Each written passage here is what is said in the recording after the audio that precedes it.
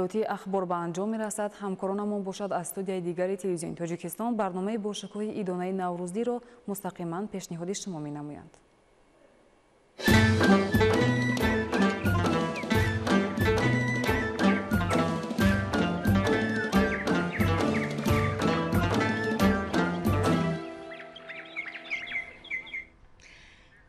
شکوه و فر زندگانی است نوروز، جهان را پیام جوانی است نوروز، به دور فلک جاودانی است نوروز، چو فرهنگ تاجیک جهانی است نوروز.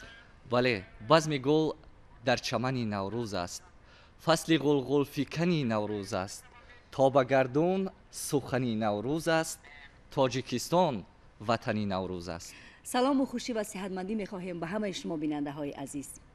نوروز خجسته و جوان و جاودان به سرزمین تاجیکان، به تاجیکستان صاحب استقلال، به وطن نوروز قدم رنجه می نماید، قدمش فرخنده باشد. بله، باوری داریم که جمعی همکاران ما در استودیو مرکزی که همین دم و لحظه ها پخش مستقیمی برنامه جشنی نوروزی را منظور شما بینندگان عزیز گردانیده ایستادند، با کلوار رنگین که عبارت است از سیوژه های بسیار هم جالب و دیدنی، سرود و موسیقی، آغاز جشن طرب‌انگیز نوروز را در کاشانه و خاندان شما با یک روحیه بلند منظور خواهند ساخت. بله، با برنامه مستقیم ما همچنین مهمانان تشریف می‌آورند از جمله ادبیات‌شناسان، اهل علم و ادب، شاعران، نویسندگان. بله. که این شکوه نوروز را باز با حضورشان شکوه دیگر خواهند بخشید. و در استودیوی ما تلفن ها هستند که با طریق این تلفن ها شما میتوانید تماس بگیرید. این تلفن ها هست 221 641 227 2052 939 63 96 99. بله. خب در آغاز برنامه جشنی ما میخواهیم یک سرود دلنشین را وابسته به نوروز جهانی پیشکش نماییم و بعداً در ارتباط میشویم. ما را همراه باشید.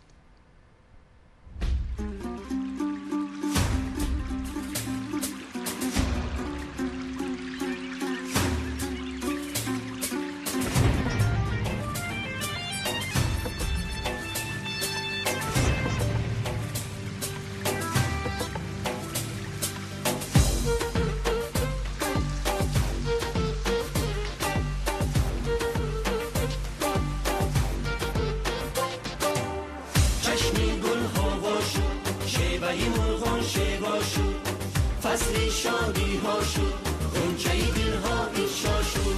نوروزی عالم به شرافت به سعادت اهدا شد. ای بنی آدم زی محبت احیا شد.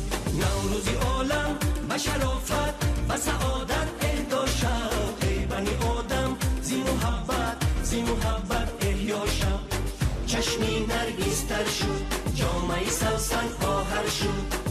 ماهی نیسان آمد، شبنمی جانها گوهر شد. عید نوروزی عجم آیین جمشیدی ما، تازه مفروزد فر خورشیدی ما. هفت خانی ما توی بوسینی ما بوشینی ما، دوست دیداری تو باشد هدیه شیرینی ما. نوروز دیدار، نوروز پندار، نوروز گفتار،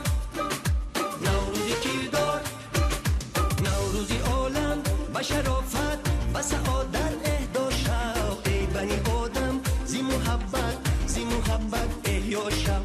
نوروزی عالم و شرافت و سعادت اهدا شد. ای بنی آدم زی محبت احیا شد. چشمی نرگس تر شد، جامعه سوسن آهر شد.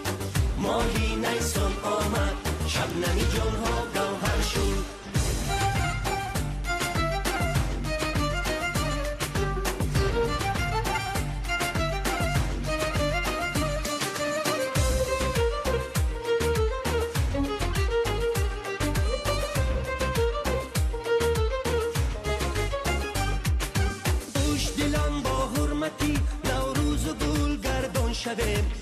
از گناهی هم گذر سازم و هم پیمان شویم. حلقه وصل جویان، شانه صفکشان با همه اهلی وطن پیوند جان و جان شویم. نوروزی عالم و شرافت و سعادت اهدا شو، ای بنی آدم زی محبت احیا شو. نوروزی عالم و شرافت و سعادت اهدا شو، ای بنی آدم زی محبت احیا شو. نوروزی عالم و شرافت و سعادت اهدا شو، ای بنی آدم زی محبت احیا شو.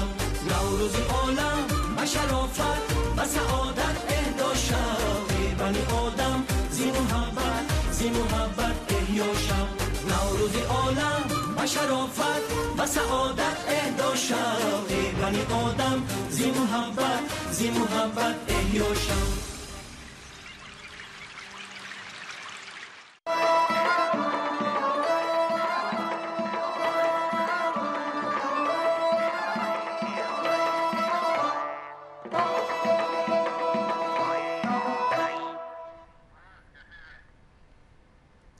тамошобинони азиз, барномаи мо мустақиман тариқи телевизиони тоҷикистон бахшида ба наврӯзи ҷаҳониву байналмилалӣ идома меёбад ва телефонҳои мо дар студия 221 641 939 63 96 99 227 20 52. шумо метавонед тариқи ин телефонҳо занг занед ҳар арзу таманниёту хоҳише ки доред ба мо ба наздиконатон бирасонед.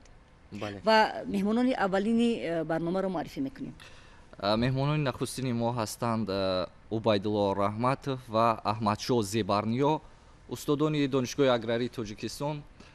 шумо ки яъне таълимдиҳандаҳои хуб шогирдон ё ҳамун донишмандони бахши кишоварзӣ дар мамлакат маҳсуб мешавед ва мо ҳам медонем ки дар баробари ҷанбаҳои инсонсоз, дар баробари ҷанбаҳои нуҷумиву ҷанбаҳои ахлоқиву фалсафияш наврӯз моҳиятан ҷашни кишоварзон аст ва дар тӯли таърих ва то имрӯз баҳору наврӯз чӣ аҳамияте доштааст дар кишт, кишоварзӣ, бардошти ҳосилу ин чизҳо?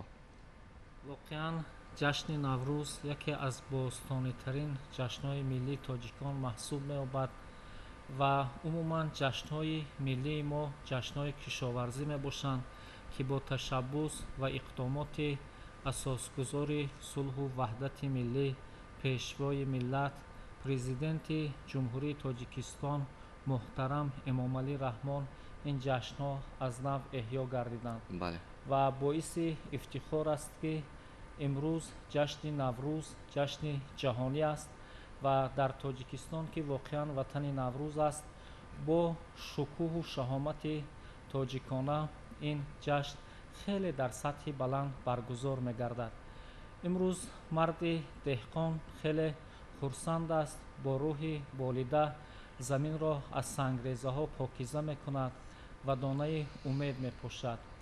ва чуноне ки маълум аст, соле ки накус аз баҳораш маълум, аз ин рӯзҳои офтобӣ деҳқонони мо бо самар истифода мебаранд ва ин ҷашни бостонии мо бо вуҷуди оне ки ҷашни кишоварзӣ ҳаст ва аз қадимулайём деҳқонони мо қариб 1 моҳ пеш барои истиқболи ҷашни наврӯз омодагӣ мебинанд ва бубинед ки бисёр ниёгони мо, донишмандони мо вақтро хуб шинохтаанд ки дар наврӯз шабу рӯз баробар мешавад ва ҳатто омари хаём хабар медиҳад ки вақте ки офтоб ба бурҷи ҳамал мерасад, аллакай наврӯз ҷашн гирифта мешавад ва ҳамин лаҳзаро ҷамшеди пешдодӣ шинохтааст. ва инро ҳам бояд қайд кунем ки ҷашни сада заминае барои ҷашни наврӯз аст. марди деҳқон аз ҷашни сада шурӯъ мекунад ба яххобмонӣ, чунки вақте ки яххоб мемонанд, тамоми он ҳашаратҳои зараррасоне ки дар замин ҳаст нобуд мешаванд ва пас он ки наврӯз фаро мерасад, марди деҳқон пеш аз ҳама бехҳои ниҳолонро нарм мекунад, ба сабзкориву кабудзоркунию гулнишинонию ба дарахтчинонӣ шурӯъ мекунад. ва дар гузашта дар арафаи иди наврӯз як маросими хеле бошукӯҳ буд ки имрӯз ҳам ин дар минтақаҳои кӯҳистони тоҷикистон роиҷ аст, ҷуфтбаророн мегуфтанд.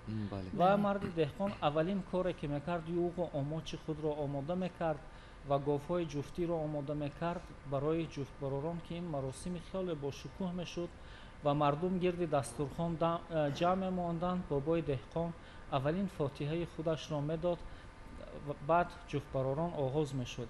Ва имрӯз дар замони мо ки рушди технология навин аст ва технология пеш меравад ва ин корҳо бо технология ки осонтар мешавад. Умуман дар меҳвари ҷашни Наврӯз эҳтиром меистад, чунки дар эҳтиром ба кадом хотир? Ба ҳамон хотире ки мардум дар арафаи ҷашни Наврӯз беморонро хабаргирӣ мерафтанд ва калони хонавода ё калони авлодро ҳам ба зиёраташ мешитофтанд ва пешаш мешиданду суҳбатҳо мекарданд ва ба ҳамдигар меҳрубонӣ мекарданд. ҳатто номаҳоро дар лифофаҳо гузошта ҳамдигарро таҳният мегуфтанд. дуюм рамзи Наврӯз ин рамзи ваҳдату баҳамоӣ аст, ки дар тантанаҳои наврӯзӣ, дар сайри наврӯзӣ умуман мардум ба хонаҳои ҳамдигар ба табрик мерафтанд ва гирди дастархон мешиштанд. чуноне ки дар адабиёти мо ҳам ин бисёр густарда аст. устод лоиқ мегӯянд ки дар гирди хони Наврӯз хешу табору ёрон дуранд ё ки наздик бояст ки ҷамъ оянд. баъд аз ҳама муҳимаш дастархони наврӯзӣ ҳаст, ки тамоми меваҳои наврӯзӣ гузошта мешуд ва як хӯроки бисёр зебое ки мо дорем сумалак, ки ин ҳам қабл аз Наврӯз аллакай барои омода карданаш ташвишҳо шурӯъ мешуд ва албатта ин ташвишҳо дар рӯҳияи идона буданд. ташвишҳо шурӯъ мешуд ва сумалакро мегузоранд ва дигар рӯи дастархони Наврӯз ҳам маҳсули дастранҷи деҳқонон аст, ки ин ҳам албатта аз кишоварзӣ будани ҷашни Наврӯз дарак мекард. ва дигар рамзи Наврӯз ин сафедӣ ҳаст, ки дар гузашта ҳам мардум мӯбади мӯбадон пеши подшоҳ шири сафед мебурд то подшоҳ шири сафед нӯшад ва имрӯз мардум ҳам дар таҳвили сол шири сафед менӯшанд ва илова бар ин поккорӣ мекунанд, хонаҳояшонро сафед мекунанд, зарфҳоро мисин мекарданд дар гузашта ва имрӯз ҳам ин анъанаҳо роиҷ аст, ки ба номи хонатаконӣ ё покизакорӣ мо ёд мекунем. ва ҳамин рамзи сафед маънояш ҳамин аст, ки бигзор роҳи мардум сафед бошад, бахташон сафед бошад ва духтаракон ҳам пироҳани сафед бовар мекунанд, ки ва зан модар ин рамзи баҳору зебоӣ маҳсуб меёбад. ва дигар рамзи Наврӯз ҳаминро мо бояд гӯем, ки ҷасорат аст. ҷасорат ба кадом маъно? Вақте ки доро Наврӯзро ҷашн мегирифт ва як сиккае омода кард, дар болои сикка як сарбозе дар ҳолати тирандозӣ аст ва дар арафаи Наврӯз тамоми варзишгарони мо ба бозиҳо машғул мешаванд, ки ин яке аз ифодагари ҳамон ҷасорату ғайёрӣ ҳаст, ки ман фикр мекунам, ки бояд ки аз ҳамин истифода бурда бояд бигӯем, ки мо бояд ҳамамон барои ҳифзу ҳимояи ватан омода бошем, албатта ҷавонони мо. Наврӯз ба ғайр аз он ки иди кишоварзӣ аст, ҷанбаҳои фарҳангӣ дорад, фалсафаи амиқ дорад, илова бар ин ҷанбаи ҳаётӣ аст, ки мардум аллакай ҳамин фарҳанг ва расму русуми ҳамин наврӯзира ба як ҷанбаи ҳаёти худашон табдил доданд. ва мо гуфта метавонем, ки бинобар ҳамаи ҳамин чизҳое ки мо номбар кардем боис шуд, ки Наврӯз ҷаҳонӣ шавад ва дар саргаҳи ҷаҳонишавии Наврӯз пешвои миллати мо муҳтарам Эмомалӣ Раҳмон меистанд, ки ин боиси ифтихори ҳар яки мо мебошад. ва Наврӯз дар Тоҷикистон ҳукми як брендро мемонад, ба ҳайси як бренд шинохта шудааст, чунки бинед соли 2016 вақте ки адибони ҳавзаи Наврӯз дар Тоҷикистон ҷамъ омаданд ва аввалин суханрониро пешвои миллатамон карданд, баъд аз адибон суханронӣ карданд ва сайёҳон ҳамасола ки мегӯянд, ки воқеан Тоҷикистон ҳомии фарҳанги миллӣ, ҳомии як фарҳанги бузурге ҳаст, ки дар батнаш ҷашнҳои миллӣ ҳастанд ва ин эҳтирому баргузорӣ ва шукӯҳу шаҳомати ҷашнҳои миллӣ пурра дар Тоҷикистон эҳсос карда мешавад. саломат бошед. воқеан ҳам ниёгони хиратманди мо 6000 сол қабл, дар вақте ки ҳеҷ гуна асбоби ченкунӣ ва мушоҳидакорӣ набуд, ҳодисаҳои табиатро мушоҳида мекарданд ва برای ما، برای خودشان و برای ما آیندگان و باز آیندگان جشن‌های زیبا ساختند، مثل مهرگان، سده، تیرگان و نوروز عالم افروز. این به شک از خیرد ازلی مردم فرهنگ سالار ما درک می‌دهد. می‌خواستیم شما اندیشه‌تان را ادامه دهید. خب سلامت باشید. واقعا ما در عرفه یکی از جشن‌های بزرگ ملیمون جشن نوروز قرار داریم و اساساً جشن نوروز اگر مقایسه نسبت به دیگر جشن‌ها گیریم بسیار جشن فراخ است، بسیار جشن وسیع است و خصوصیت‌های به خود خاص دارد. خصوصیت‌های جشن نوروز این به واسطه یکم این حکمت تاریخی دارد، دوم حکمت علمی دارد، خب سوم این حکمت استرونومی طبیعی دارد، چهارم این حکمت فرهنگی دارد، پنجم این حکمت گومانیستی دارد، خب ششم این حکمت کشاورزی دارد و یعنی که این در تشکل و انکشاف خصوصیت‌های خاص نوروز به واسطه تاثیر خود را می‌رساند. اولا وقتی که سخن درباره تاریخ نوروز می‌رود، نوروز ما یعنی که تاریخ 6000 ساله دارد. و خیلی که به همگان معلوم است، یعنی همین خصوصیت‌های خاص نوروزی شهادت می‌دهند که این با یگان دین و مذهب، با یگان فرقه و رویه‌های دینی وابستگی علاقمندی ندارد. و محض همین خصوصیت‌های فرهنگی جشن نوروز بود که همه ساله از همه دوره قدیم گذشتگان ما، نیاگان ما که آریای نژادها بودند تا به امروز همین با واسطه خصوصیت‌های فرهنگی یعنی جشن نوروز را نگاه داشتند و نوبست از دوره‌های تشکل و انکشاف تاریخ انسانیت به واسطه همین نوروز که خصوصیت صاف فرهنگی دارد با واسطه همین خصوصیت‌های فرهنگیش یعنی که شکوه و شهامت خود را نگاه داشت. البته این چنین از نسل به نسل یعنی که تشکل و انکشاف یافته تا به زمان ما آمده رسید. اکنون خصوصیت‌های علمی یا طبیعی اگر ما نوروز را تعلیق کنیم، عموماً فصل بهار، نوروز اینا با هم دیگر بسیار توأم یعنی زیج علاقمندند.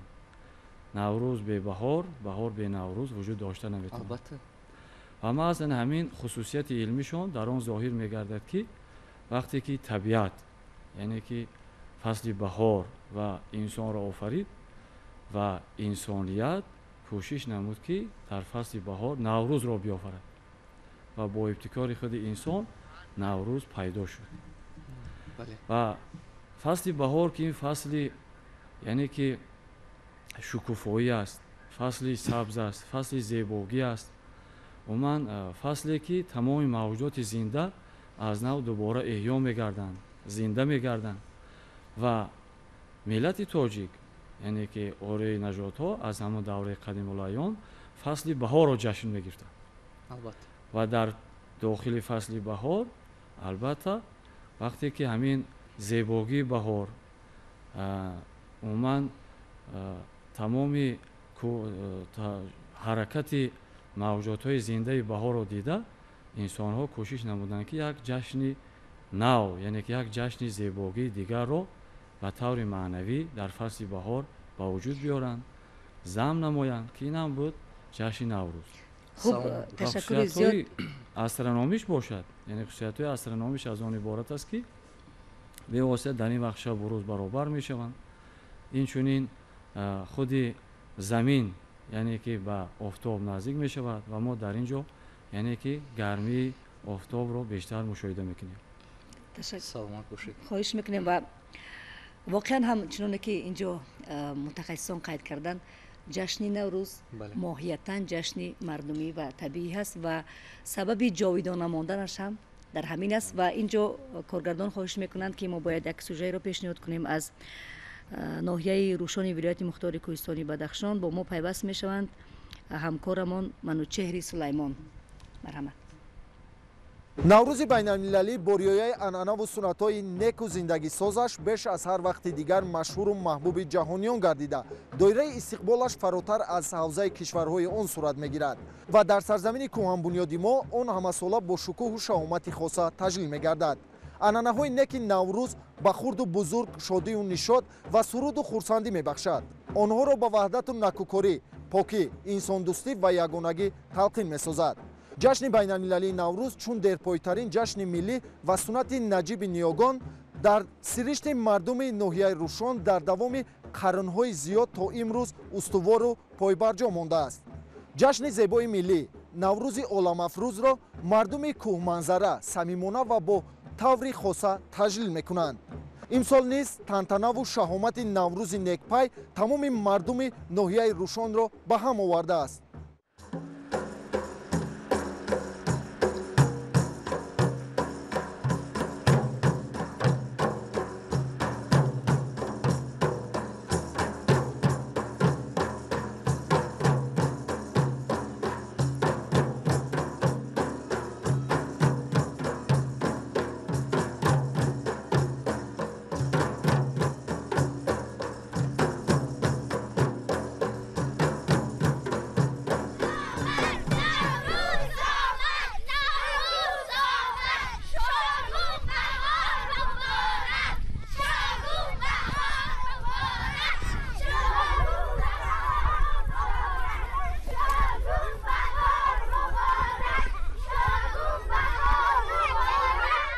маҳз сифатҳои накӯ ва хоси наврӯзи некпай аст ки пирӯбарно вуруди наврӯзи некпайро бесаброна интизорӣ мекашанд, барои истиқболаш омодагӣ мегиранд ва онро самимона истиқбол мекунанд.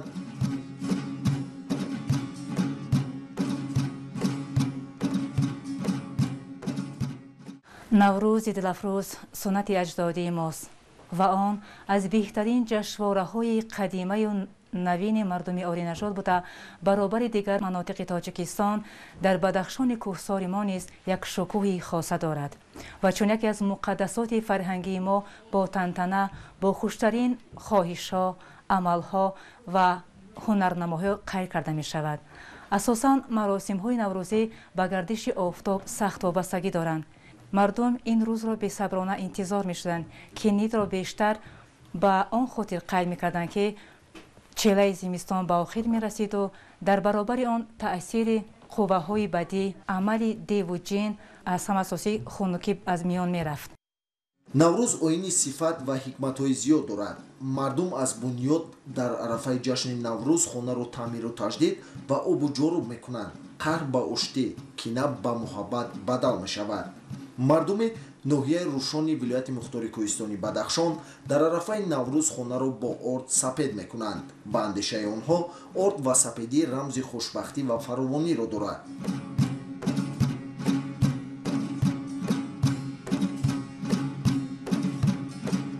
дар сарзамини мо ҷашни наврӯз бо шукӯҳу шаҳомати хос таҷлил мегардад. мардум дар тантанаҳои он дастаҷамона ширкат меварзанд, зеро наврӯз воқеан ҳам ҷашни мардумист.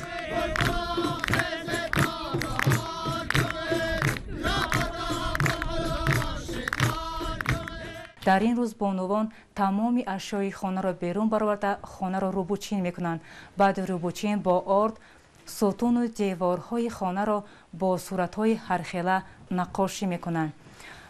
пухтани ҳар гуна ғизоҳои наврӯзӣ ба монанди боч, кочи, ширбат ва дигар анвоъҳои хӯрока мебошад. маросими саввум ки салом салом ном дорад, дар ҳамин рӯз мардум анвоъҳои наврӯзии худ бо кулчаҳои равғанӣ ба хонаи ҳамдигар рафта бо суханони шогун баҳор муборак вориди хона мешаванд ва мизбон ба онҳо барои шумо муборак ҷавоб мегарданд.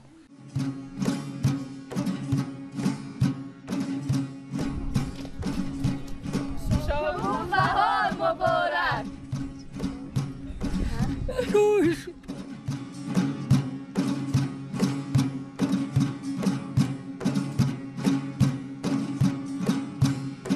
наврӯз наврӯз хислатҳои бузурги зебоипарастӣ, накӯкориву хайрхоҳиро дар замири инсонҳо мепарварад, табиатро бедор месозад, равшаниро ба зулмот, гармиро ба сардӣ пирӯз мегардонад ва шодиву сурури мардумро ба зиндагӣ бештар месозад. аз муҳаббат ва шодиву нишоти мардум таҷлили самимонаи ин ҷашни зебои ниёгон метавон ба деринагии наврӯз, яздонӣ ва хуҷаста буданаш пай бурд ва нақши онро дар таъмини адолат, меҳрубонӣ, дастгирӣ аз бечорагону нотавон ва рафъи кинаву зиштҳо боз шинохт. дар айёми наврӯзӣ мардум ба тозаву тамиз кардани хонаву дар, гулгашту хиёбон ва боғу майдон камар мебанданд, либоси нав ба бар мекунанд, ҳамдигарро бо дилу нияти нек ва орзуи зиндагии осудаву хайр ва баракати хонадон бо фарурасии соли нави аҷдодӣ, омадани баҳор ва оғози мавсими кишту кор табрик менамоянд. шогун баҳор муборак. барои шумо муборак. наврӯзи ҷаҳонӣ хусусияти сир фарҳангӣ ва мардумӣ дорад ва барои ба ҳам овардани кулли мардумони дунё ва таҳкими сулҳу ваҳдат ва башардӯстию инсондӯстӣ садсолаҳо боз хидмат мекунад.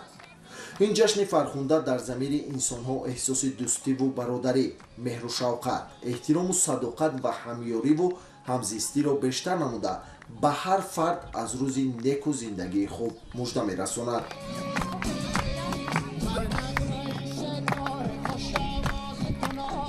خوانی هفت‌سین و هفت‌چین نوروزی با این سرور و شادی جلوی بیشتر بخشیده از خیر و برکت و فراوانی و خوشبختی بشارت می‌دهد. امروز مادران دوردست ناحیه روشن دسترخوان ایدانه را آرام نمودند که در آن همه طعام‌های منطقه بدخشان زمین هستند. اینا از قبیل اموچ، آش بریده، کاجی، گلفنجون، مشباچ، باچ میباشند. امروز ما یکی از طعام‌های ملی مردم بدخشان خصوصا مردم روشن تیار میکنیم. این نامش آش بریده است.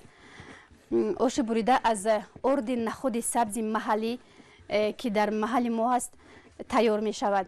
عادتا ما این طعام رو در نوروز تیار میکنیم چون که این خوراک ملی است و این رو یعنی چخیل تیار میکنن. ارد رو میگیریم، خمیر میکنیم و از همون خمیر رو تنوک کرده آش بریده تیار میکنیم.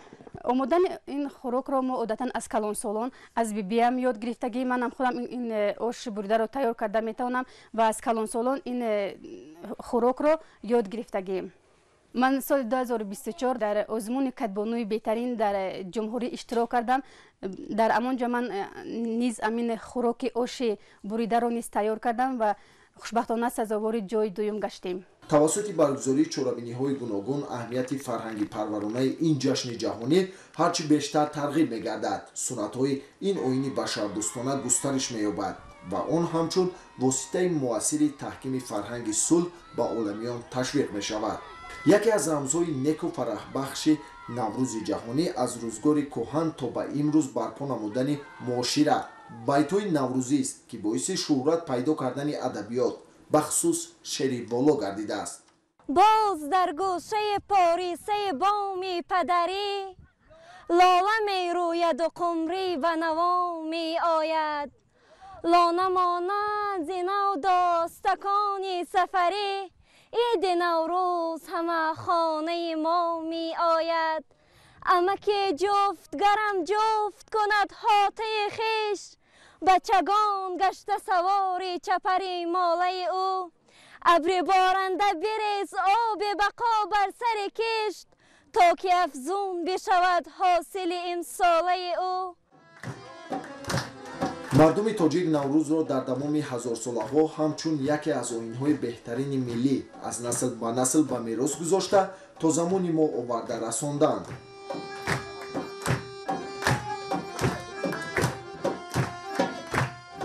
نوروز یکی از جشن‌های قدیم‌ترینی که از دوره نیوگان ما به ما میراث مانده است و امروز این جشن در سرتاسر جهان به جشن‌های ملی قدیمی ما حساب می شود و آن را تمام تاجیکان جهان جشن می گیرند که این همه از ابتکار و اقدام‌های نجیبانه اساسگذار صلح و وحدت ملی پیشوای معظم ملت محترم امام علی رحمان می باشد. امروز тантанаҳои наврӯзӣ ва тараннуми наврӯзӣ дар рӯшони равшанзамини мо боз қадам ранҷа фурмуданд ва аввалин ҷашни наврӯзие ки имрӯз дар яке аз деҳаҳои дурдасттарини ҷамоати пасхуф финояи рӯшон ба намоиш гузоштани таомҳои миллӣ ва ҳунарҳои мардумӣ ва аз тарафи ҷавонписарону насли наврас ба марази тамошо гузоштани бозиҳои наврӯзӣ ва рақсу бозиҳои наврӯзӣ худ гувоҳи он ҳастанд ки албатта ин наврӯз пайвангари дилҳо ҳаст. ин ҷашни бузург ба шарофати озодиву соҳибистиқлолии ватани маҳбубамон на танҳо ба мақоми расмӣ соҳиб гардид, балки бо талошҳои ҳукумати мамлакат ба ҳайси ҷашни эҳёи табиату зебоӣ мақоми байналмилалӣ касб кард ва имрӯз дар саросари олам маъруф гашт.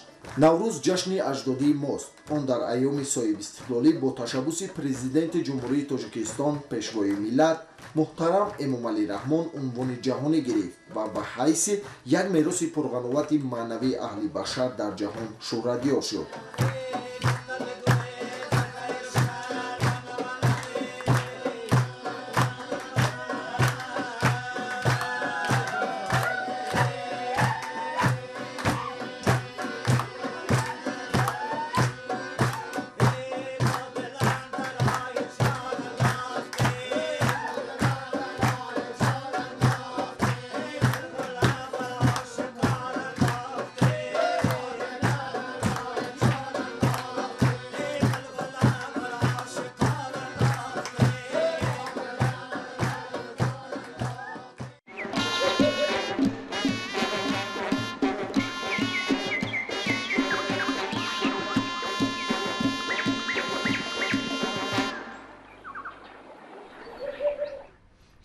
тамошобинони азиз, барномаи ҷашнии мо мустақиман тариқи телевизиони Тоҷикистон идома дорад. бале, телефонҳо дар студияи мо ҳаст 221 641 227 2052 939 63 96 99. ҳамин дам лаҳзаҳо бинандаи азиз метавонед ба мо дар тамос шавед ва ҳар арзу таманниёту пешниҳоде доред, чӣ тариқи шеър аст, чӣ тариқи тарона аст, таманниёту табрике доред ба азизе, ба мардуми сарбаланди кишвар, хуб ба унвони мо ирсол кунед то мо ба самъи бинандаи азиз бирасонем. албатта бале, воқеан ҳамчун шумо аз шеър сухан гуфтед, наврӯз ба баҳор фасли шеъру шоирӣ, фасли гул, фасли булбул аст ва ман чанд мисра мехоҳам аз хоҷа ҳофиз инҷо бихонам. фикри булбул ҳама он аст ки гул шуд ёраш, гул дар андеша ки чун ишва кунад дар кораш. дилрабоӣ ҳама он нест ки ошиқ бикушанд, хоҷа он аст ки бошад ғами хидматгораш. чаро аз хоҷа ҳофиз инҷо ёд кардем? чун дар барномаи мо, дар барномаи ҷашнии мо устод ҳунарманди маҳбуби кишвар Ибодло Машраб ҳузур доранд ва ҳоло як ғазале аз хоҷа ҳофизро инҷо барои мо мехонанд. волидарӯҳи шумо бинандагони азиз манзур менамоянд. марҳамат устод. бифармоед устод.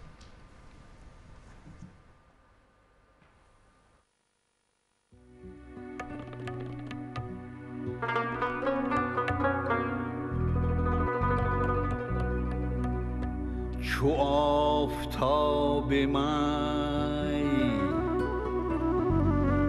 چو آفتاب می از مشرقی پیاله براید،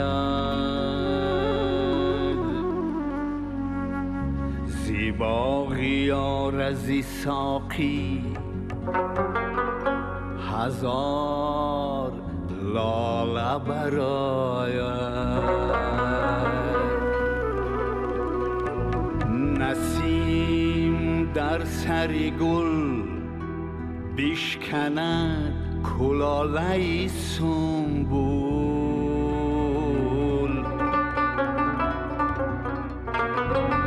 نسیم در سر گل بشکند کلاله سنبول،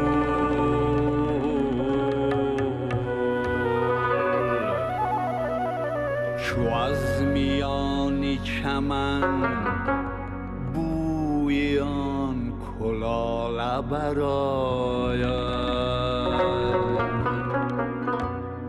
چو آفتاب می از مشرقی پیاله برآید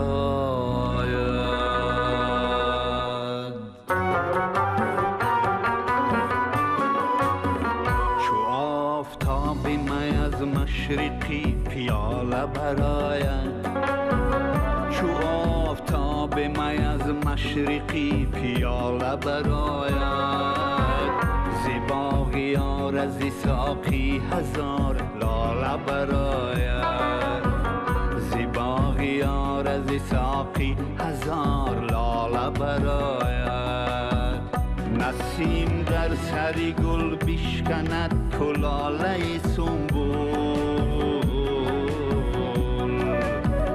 نسیم در سری گل بشکند کلاله سنبول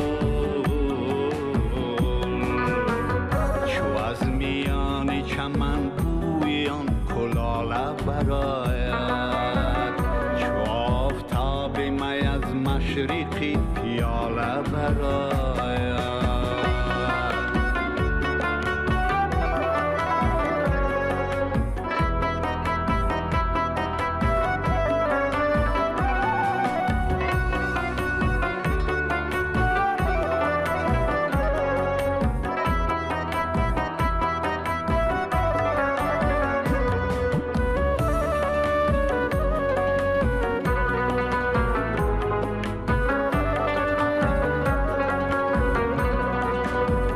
شکایتی شب هجران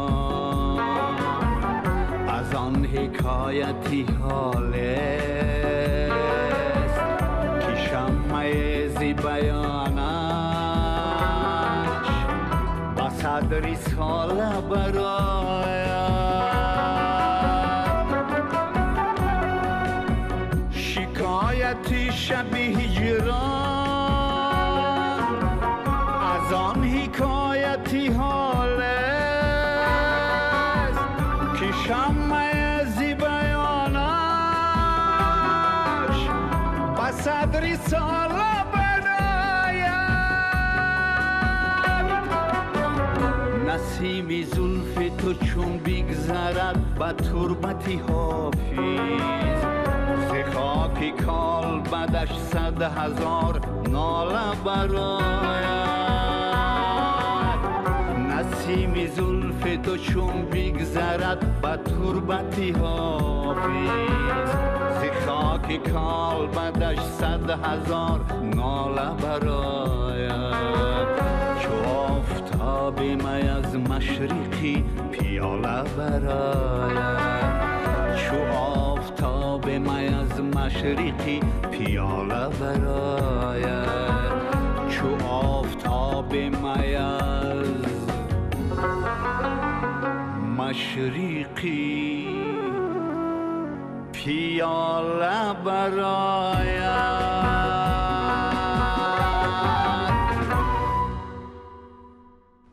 بله بینندگان عزیز ادامه برنامه جشنی نوروزی ما هست از خوب با شکوه با شهامت با جلوه رنگارنگی خود که همین دم لحظه ها مهمانی کاشانه های پیر و برنای تاجیکستانیان است. بله و در استودیوی ما مهمانان از دانشگاه اگراری تاجیکستان حضور دارند. بله عبیدالله رحمتوف، احمدشاه زیبرنیا استادان دانشگاه اگراری تاجیکستان هستند. میخواستیم جمع اندیشه هاشون پیرامون جنبه های انسانساز، وحدتگرا، هویتسازی نوروز بیان میکردید. سلامت باشید. واقعا جشن نوروز ما خیلی که گفتیم خصوصیت کشاورزی نیز دارد. اکنون خصوصیت کشاورزی نوروز در آن ظاهر میگردد که گرچند که انسان یک جزء طبیعت به حساب میرود، به واسطه وقتی فصل بهار فرا میرسید مرد دهقان برای کشت و کاری بهاری آغاز میکرد. بله.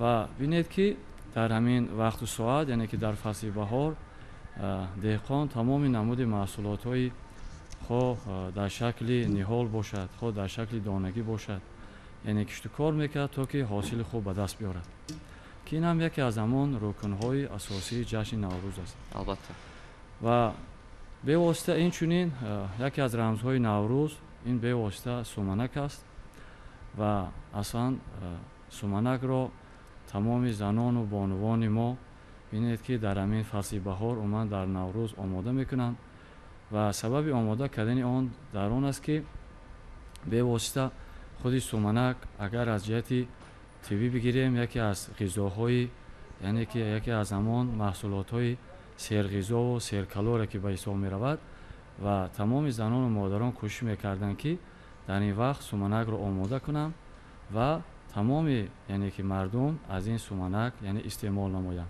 ва барои қувват гирифтани ҳам рӯҳи инсон ва ҳам ҷисми инсон бевосита яъне ки суманак фоидаовар аст ё ки манфиати калон дорад. ва аз ҷиҳати дигар агар бинем хусусияти дигари наврӯз хеле ки мо қайд кардем ин хусусияти гуманистӣ дорад, яъне ҷашни наврӯз ин ҷашни инсондӯстӣ аст, ҷашни инсонгароӣ аст, ҷашни инсонсозӣ аст ва ҷашне ҳаст ки дар ин фасл ё ки фасли баҳор мегӯем ё ки ҷашни наврӯз тамоми миллати тоҷик, мардуми тоҷик ба ҳам сарҷам меоянд, якдигарфаҳмӣ менамоянд, дӯстӣ, сулҳ, бародарӣ дар байни онҳо ҳувайдо мегардад. Инчунин муносибатҳои дӯстии байни онҳо зиёдтар мегардад ки ин ҳама аз ҳамон шукӯҳу шаҳомати наврӯз шаҳодат медиҳад.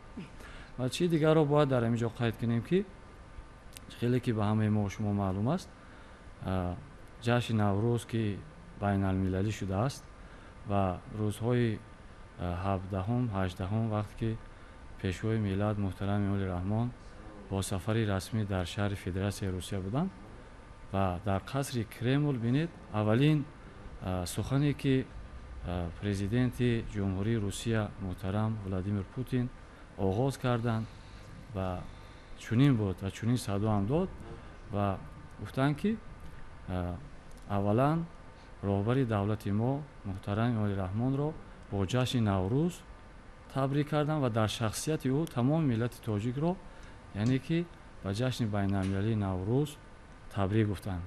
яъне ин шаҳодат аз он медиҳад ки имрӯз ҷашни наврӯзро на танҳо бинед дар Тоҷикистон, балки умуман тамоми кишварҳои олам, умуман тамоми кишварҳои абарқудрат имрӯз эътироф намуданд ки соли нави тоҷикон ё ки яке аз ҷашнҳои бузурги тоҷикон ин наврӯз аст.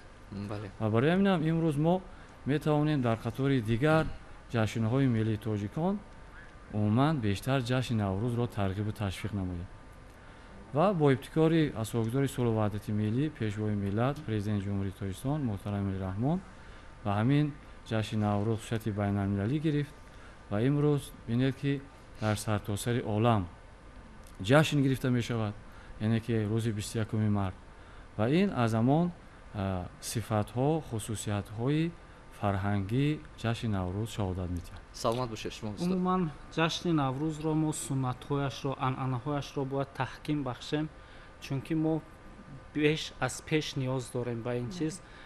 барои чӣ? барои оне ки мо дар замони таҳоҷуми фарҳангӣ қарор дорем ва коре кунем ки акнун ин оинҳо ба манфиати миллати мо равандҳои ҷаҳонишавӣ рӯз ба рӯз шиддат мегирад ва ҷавонон ки қишти муҳими ҷомеаи мо ҳастанд бештар ба технологияи навин сару кор доранд.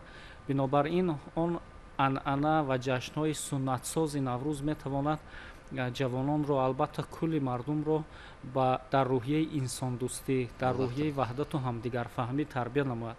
чунки маҳз ҷашни наврӯз аст ки инсонҳоро ба ҳам мебиёрад ва дар гузашта ҳам ҳамин буд ки тамоми қавмҳои ориёӣ дар куҷое ки зиндагӣ мекарданд, дар саросари дунё ки зиндагӣ мекарданд, дар ҷашни наврӯз ба ҳам меомаданд ва наврӯз ҷашни баҳамоӣ аст, наврӯз ҷашни ҳамбастагӣ аст, наврӯз ҷашни ҳамдигарфаҳмию ваҳдати куллии инсонҳост.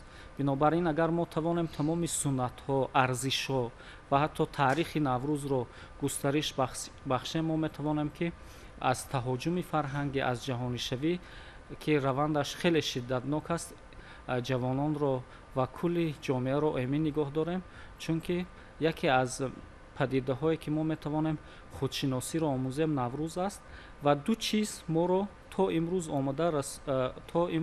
омада расидан барои мо бисёр суди калон овард, яъне наврӯз ва забони тоҷикӣ, ки наврӯзу забони тоҷикӣ тавонистанд миллати моро наҷот диҳанд ва ин миллати мо монанди дигар миллатҳо дар давраи таърихӣ нобуд нашуд, забонаш нобуд нашуд, фарҳангаш нобуд нашуд.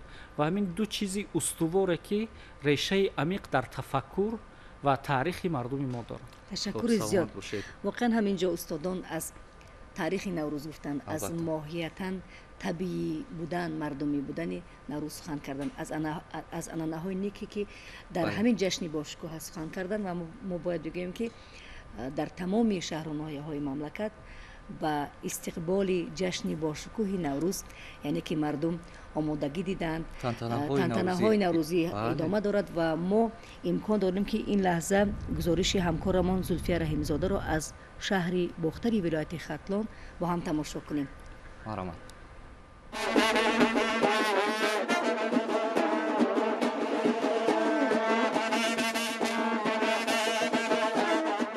оғози тантанаҳои наврӯзӣ аз омадани баҳори нозанин ва наврӯзи ҳуҷаста дар тоҷикистони соҳиби истиқлол мужда мерасонад.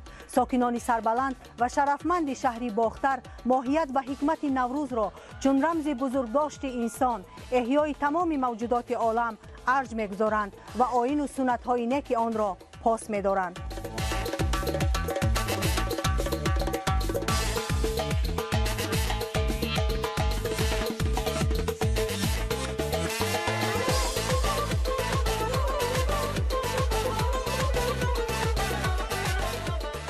расму оин ва суннатҳои наврӯзӣ ки маҳз дар онҳо сиришти неку рӯҳияи зафарманди мардуми ориёӣ нақш бастааст, ҷашни наврӯзро ҳифз намудаанд. ҳама маросим ва суннатҳои фархундаи наврӯзи фарухпай табиатан тараннумгари покизасириштӣ, сулҳпарварӣ, инсондӯстӣ ва шодию фараҳмандӣ мебошад. наврӯзи аҷам ту ҷашни миллат ҳастӣ, рамзи салоҳу сулҳу ваҳдат ҳастӣ. дар ин суханон ҳазору як маъниҳост, бар мардуми мо бахту саодат ҳастӣ.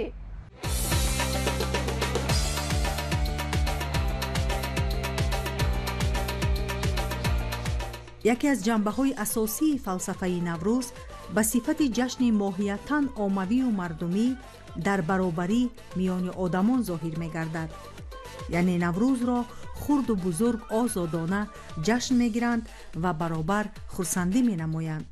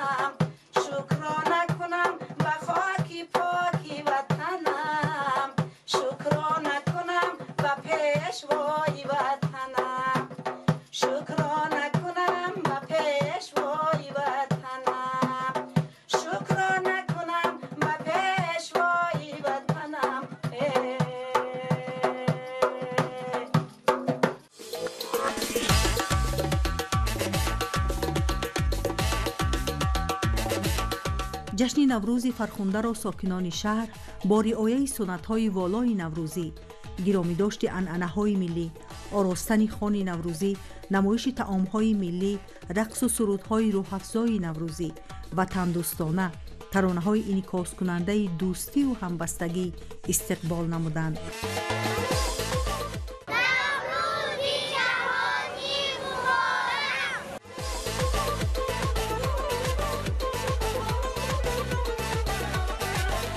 زنان و جوان دختران شهری باختر نوروز را با مراسم‌های گسترده جشن گرفته، در آن خصلت‌های نیک انسانی و بهترین هنر و استعداد را به نمایش می‌گذارند.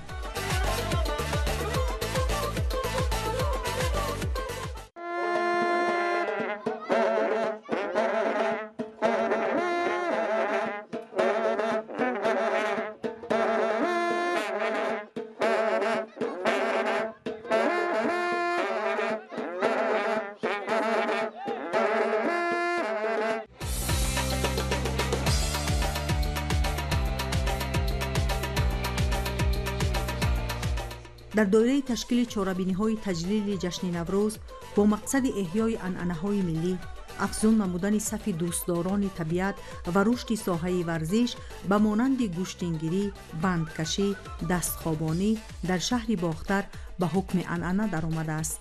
مسابقه گوناگون ورزشی همچون آیین دیرینه نوروزی و گسترش یافتن بخش‌های ورزش، سالمگردانی نسل جوان و عمومی‌گردانی آیین‌های نوروزی در بین جوانان مساعدت می‌نماید. نوروز با همه حسن طبیعی و زمینی‌اش نمونه فرهنگ و تمدن عالی به حساب رفته.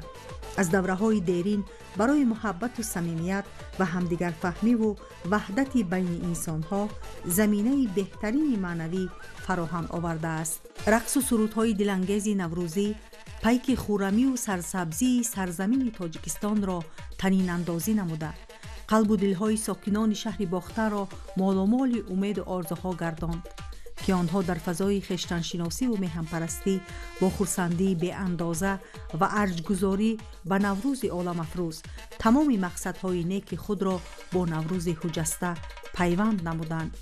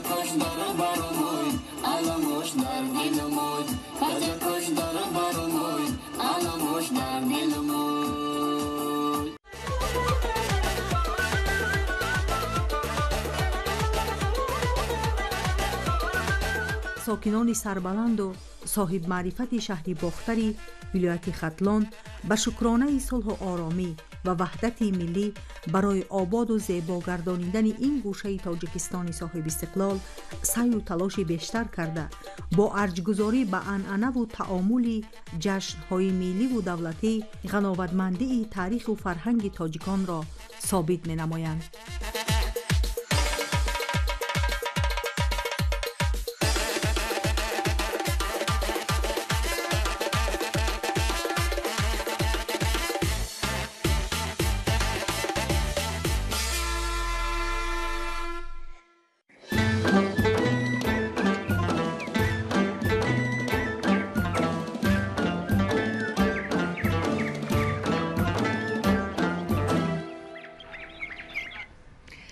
نوروز بیا که انتظاریم تو را، هر دم نگران به چشم چاریم تو را. باز آی به ملک ما که هر پیر و جوان پزمان و همیشه دوست داریم تو را.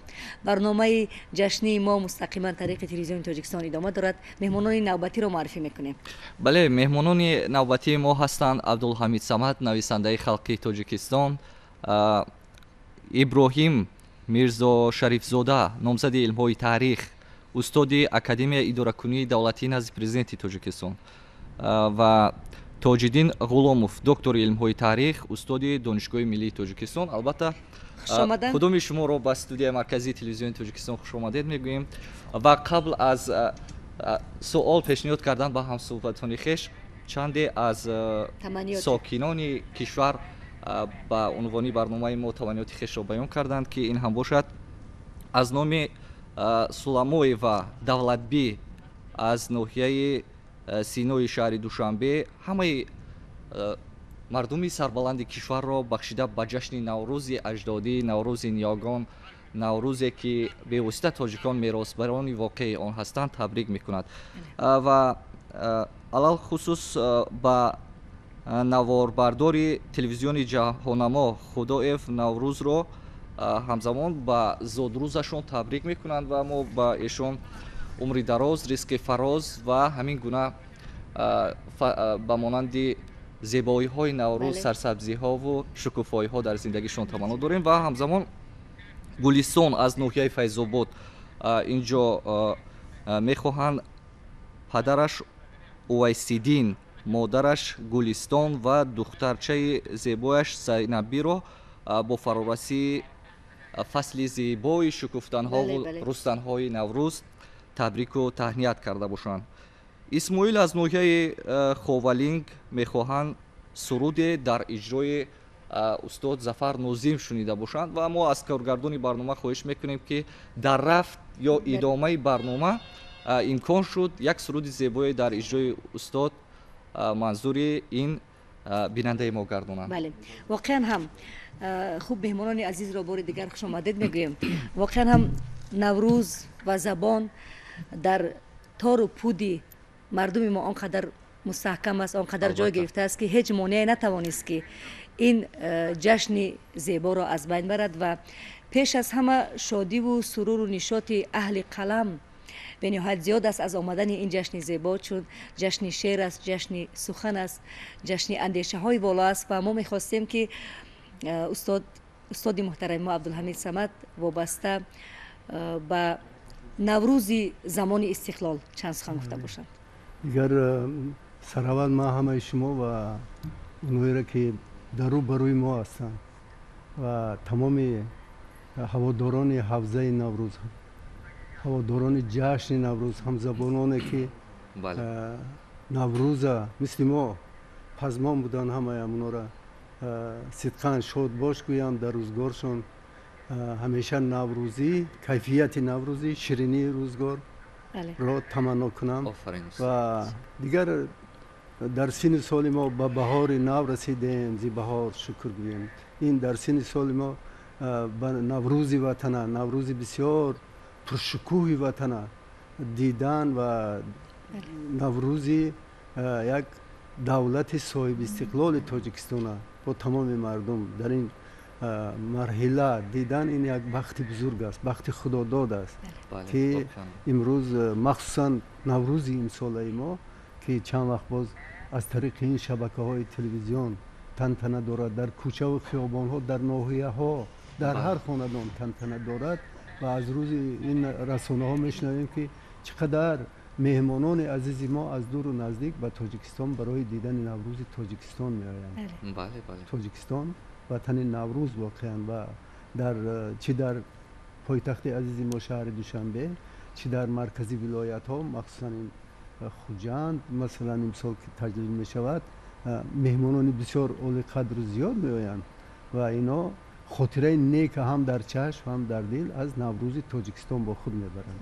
армуғон барои ёрон ва дигар наврӯз ба назари ман албатта ин таърихи қадима дорад. дар инҷо дӯстҳои донишманди мо нишастанд аз давраи кайёниҳову пешдодиҳову то давраҳои қадим, лекин дар ягон давру замон ба наврӯз ин шукӯҳу ин азамата надошт. дар ин умре ки мо дидем, дар ин умре ки мо аз давраи аз соли 65 ки ба душанбе омадем, он вақтҳо давраҳои ҳама муборизаҳо барои эҳёи наврӯз дар ҳамун давра аз ҷониби донишмандо, донишҷӯҳо, аз ҷониби аҳли қалам, махсусан шоирҳои бедордили мо бисёр талошҳо мешуд ва дар он замон дар саҳифаи як газета масалан нашр шудани як акси гули сиёҳгӯш ё ин ки навиштани номи наврӯзам ин